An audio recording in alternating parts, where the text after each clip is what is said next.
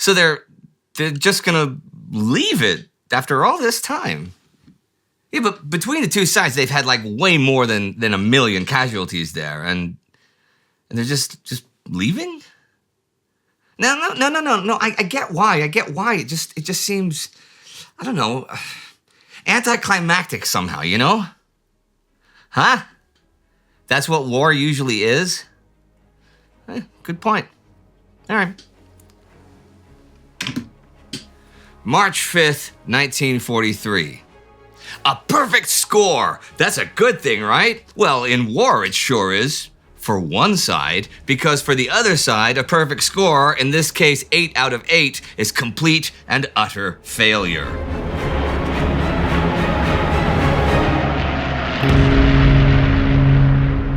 I'm Indy Neidell. This is World War II. Last week, Erich von Manstein launched an Axis counterattack against the overextended Soviet forces in Ukraine. There were also new Axis attacks in several parts of Tunisia, even with uncertainty in Axis high command there. It's been a month since the Japanese left Guadalcanal, and a few weeks since the Japanese failed to take the Australian airbase at Wau on New Guinea. At Rabaul, General Hitoshi Imamura thinks the failure of his forces to take that base threatens all his bases in New Guinea. So he sends in 7,000 men at midnight on the last day of February, after getting weather reports that cloudy skies for several days will conceal his transport convoy from enemy planes. However, the clouds begin breaking up already the 1st, and that convoy is spotted in the Bismarck Sea off the coast of New Britain, and they are hit from above starting the 2nd. Japanese sailors at their machine guns are really surprised by the skip bombing techniques used by the 5th Air Force. This is what it sounds like: skipping a stone across the water, flying in low and dropping the bomb so it skips across the surface of the water. So as long as your left-right aim targets the ship, the bomb will hit it. They are also using the mast height technique, which again is what it sounds like, dropping the bombs from mast height around 300 meters away. This is the Battle of the Bismarck Sea, foiling the Japanese attempt to send men to Leh and Salamaua with planes and spare parts. They are hit over 3 days by 114 American bombers, with 54 Australian and American fighters as escorts, destroying all 8 transports and drowning 3,500 men, and taking out 4 Japanese destroyers to boot. The Allies lose 5 planes, but shoot down 25. Or 60, depending which sources you read. The lifeboats carrying the survivors are attacked by a flotilla of PT boats, so only like 2,000 men are rescued in the end. This is not only a major victory for the Australians and Americans, it is also the end of large-scale Japanese efforts to reinforce their garrisons on New Guinea. So they'll be even more on their own. Kind of like the Axis forces in North Africa have been at a fair amount of times. This week their Operation Ochsenkopf continues. In its first day of action last week, it achieved success in the north and along the coast, though not in the south. This week it reaches its conclusion. On the coast, spirited Allied defense, though costly, holds the Axis back most of the week. But on the 4th, the British retreat from Sejanani to Jebel Abiod, which stabilizes that front. The northern part of the attack towards Beja has big hiccups already February 27th, as a British 25-pounder gun, mounted on top of the slope commanding the road from Matur to Sidi Nasir, begins knocking out panzers just one after another. Minefields take care of several others. The Axis eventually takes Sidi Nasir, but its defense has given the British time to beef up Hunt's Gap. German attacks toward that over the next few days proved disastrous for the Germans, with, at one point, 8 new Tiger tanks blown up by their crews to avoid capture after they've been immobilized by mines. In fact, by the time the Germans withdraw on the 2nd, they've lost over 40 total tanks here and over 60 other vehicles. The southern attacks go just as badly this week, and Hans-Jürgen von Arnim calls off the whole offensive. Casualties on the two sides are roughly the same in men, though the Axis cannot reinforce as easily as the Allies. But the Germans lose 71 tanks, 90% of the total they started the campaign with, including 19 Tigers, and the British lose just 16 total. Had this campaign been a success, it could have sabotaged future Allied plans for an attack on Sicily, but it is a complete failure for von Arnim and the Axis forces. Erwin Rommel, in charge of Heeresgruppe Afrika, is pretty shaken by von Arnim losing all those Tiger tanks, and it messes with a surprise he's been planning for the Allies. See, he's been thinking about attacking British 8th Army before Bernard Montgomery can get his forces consolidated opposite the Mareth line, leaving them in disarray and allowing time for other offensive operations in Tunisia. On February 28th, he gets his guys together to tell them his plans. They call for an attack at and around Medellin and its road junctions. This is only like 8 kilometers from the Mareth line, and it's where Monti has his forward units concentrated. Now, Giovanni Messe commands the Italian First Army, who are going to make the actual attack. And Rommel suggests a pincer attack with the 10th and 21st Panzers coming from the north, and the 15th Panzers and 164th Light coming from the Matmata Hills to the south. Messe disagrees, not wanting to attack from the coastal plain. German engineers had sown this area with thousands of mines in front of 8th Army. Many of these were booby-trapped and would take a long time to clear. Blowing them up would just alert the British. Everyone at the meeting seemed to go against the field marshal, perhaps realizing he was no longer the military genius he once was, and was a commander surviving on borrowed time. The conference lasted for 5 hours, during which time Rommel gradually gave way and eventually turned the whole matter over to Messe. He was tired with the bickering and was resolved to wash his hands of it. Messe's plan, Operation Capri, is an attack from the south with the 10th Panzers and units of 164th Light coming out of the hills straight to Medellin, with a covering force further south to cut off enemy reinforcements. The 15th Panzers would attack from the west along the main road from Mareth to Medellin to what they believe to be the main assembly area for any future British attack. They'll have the Italian Spezia Division and some of the German 90th Light to their left, but all of these attacks are from the right flank of the Mareth defense line and the Matmata Hills. I said that planning happens the 28th. Also that same day, British code listeners decrypt all of these plans. Over the next few days, as the Axis forces are moved into position, intercepts tell the British the exact size of those forces. So Monti moves around the 7th Armored Division and his infantry and brings up men to the point where he has 3 full divisions in his lines: 7th Armored, 51st Infantry, and 2nd New Zealand. He also brings in big guns and tanks. He has 300 tanks, 460 anti-tank guns, and 350 artillery pieces. The Italian First Army has 142 tanks, 96 anti-tank guns, and 124 field guns. And Monti knows this, so the Axis are attacking with inferior numbers and without the element of surprise. The attack is scheduled for tomorrow morning. The Mareth line is where Rommel pulled his forces back to, but there are other German forces withdrawing this week. On February 28th, German High Command makes the final decision to evacuate the Rzhev salient, though there have been signs and plans for withdrawal for a couple of weeks, blowing up observation posts, fully laden trains heading west. Prisoners and deserters were confirming the enemy's withdrawal. On February 16th, prisoners taken in the sector of the 5th Army talked about a withdrawal to a new line of defense. If it's clear that the German 9th and 4th Armies are leaving this area, then why, you may ask? Why is Soviet Deputy Supreme Commander Georgy Zhukov, who spent all of 1942 trying to defeat the Germans here, now trying to push them out of the Demyansk region? Good question. I wish I had a good answer. It's possible that he does not want another failure like that of Operation Mars in November and December, when he had a major operation here, or maybe he's not aware that the Germans are withdrawing. I don't know. So, the withdrawal of the main forces from the Rzhev area begins at 7 p.m. on March 1st, 1943. Rearguards leave the next evening and blow the Volga Bridge. The Soviets do not hesitate to go on the attack, with the 31st, 39th, 22nd, and 30th Armies, taking the first line of trenches already at 4 a.m. on the 2nd. Rzhev is liberated by elements of the 30th Army on March 3rd. On the 4th, Soviet forces enter Olenino. Several of the divisions of German 9th Army are rerouted to the south from around here this week, though, to blunt Konstantin Rokossovsky's Central Front offensive, which began at the end of last week.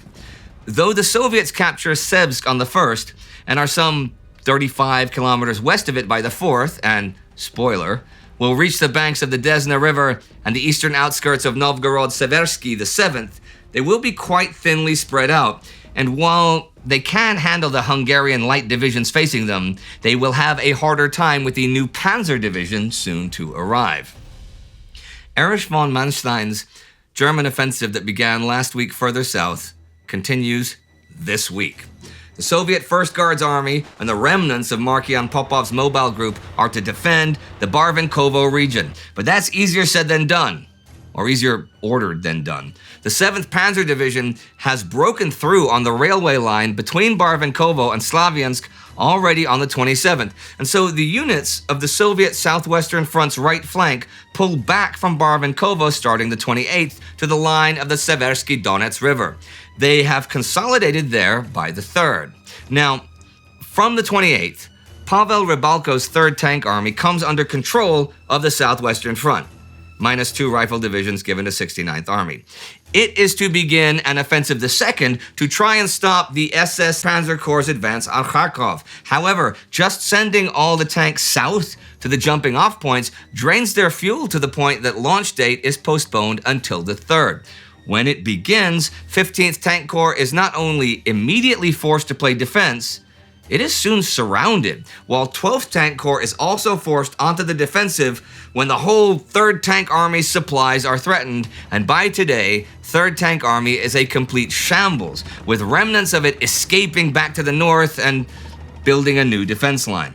This is actually Manstein himself's hands-on plan to destroy 3rd Tank Army before heading to Kharkov.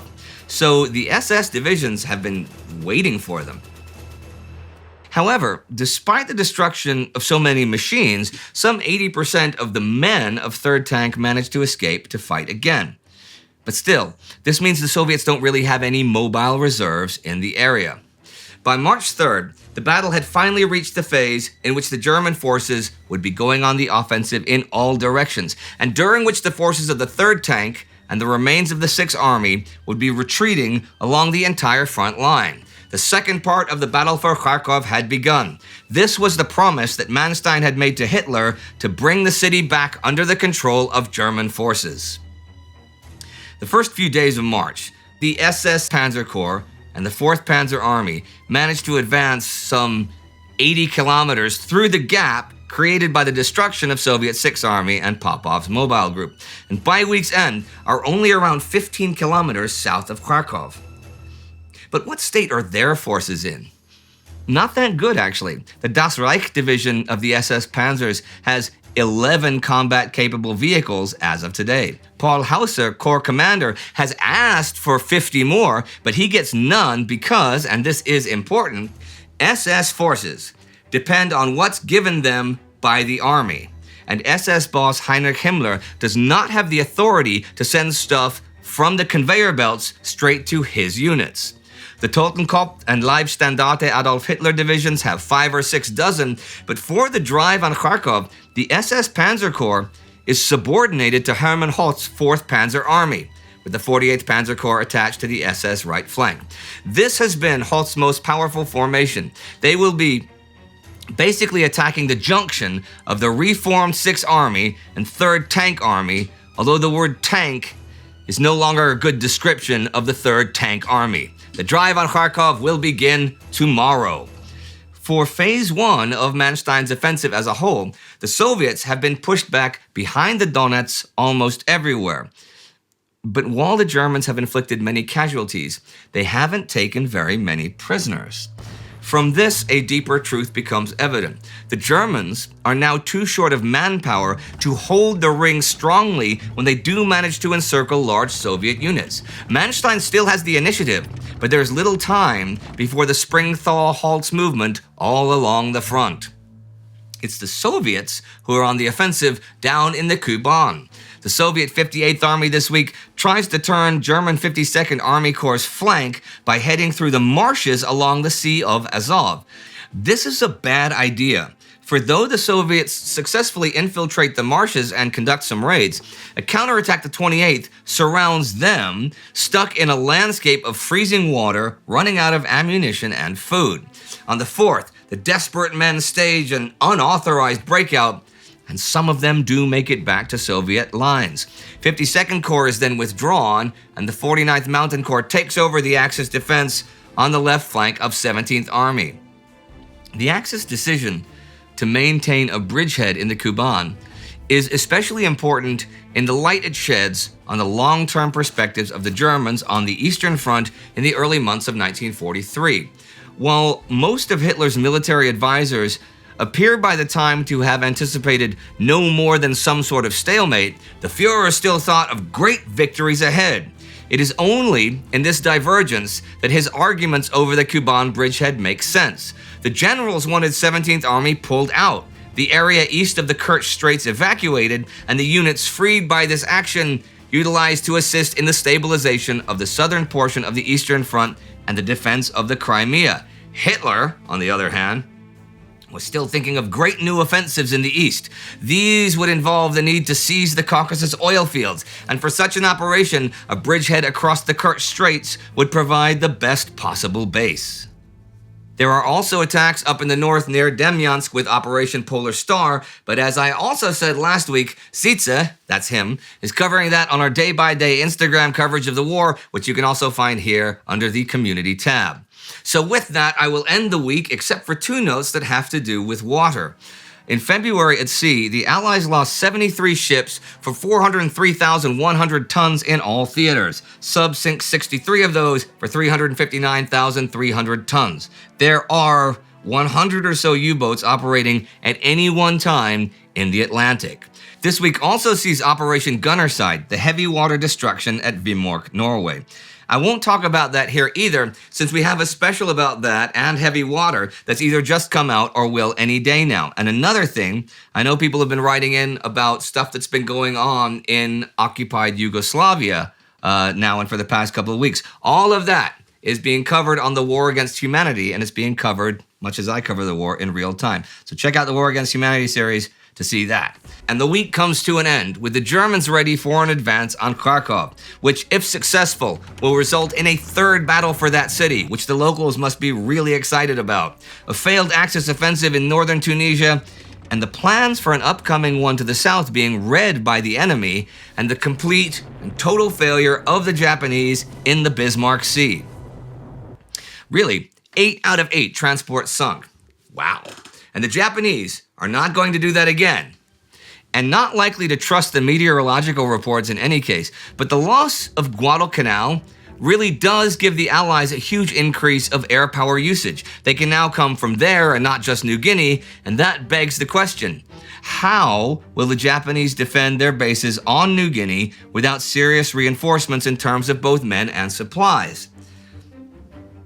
I will have to repeat myself from some weeks ago with the final line of this episode, because when the Japanese set about seizing their empire 15 months ago, and all their thoughts about how it was going to work, and what to do if the situation changed and called for altered plans, there was no plan B.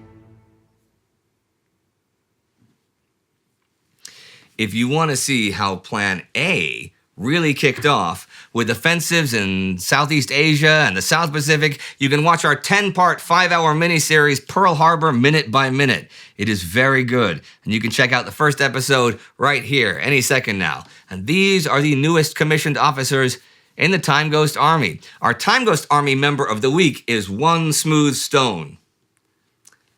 When Mr. and Mrs. Stone were very creative with their names, I guess. It is thanks to One Smooth Stone and the rest of the Army that we were able to do that mini-series and this maxi-series. So join the Army at timeghost.tv or patreon.com. Do not forget to subscribe. See you next time.